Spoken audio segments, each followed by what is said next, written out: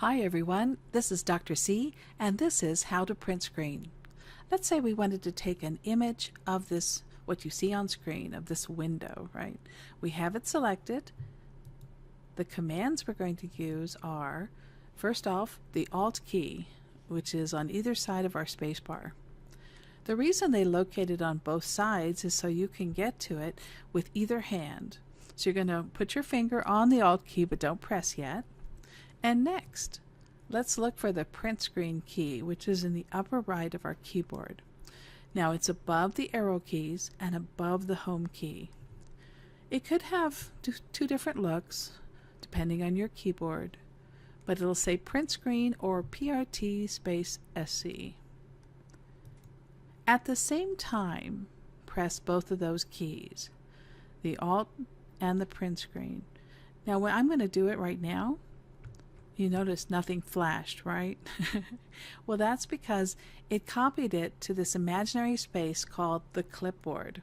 It's in your computer and it only holds content there until you turn off your computer or you copy something over it, so it overwrites. Let's take a look. I'm going to get out of this, but first, what if I want to get my content out of the clipboard? Well, I need to paste it. And to paste means to copy it and put it in a file. So I'm going to use the Control key, which is also on either side of the keyboard, and the V key. So find the Control and find the V, and let's try that. I'm going to drop my cursor here in a file, and I'm going to turn on the paragraph mark so you can see what I'm doing. I'm going to hit Enter, the Enter key a few times, and I'm going to drop my cursor right in the center. Now, I have two ways I can do this. If I have a mouse or a thumb pad that has a right click, I can easily right click and say paste.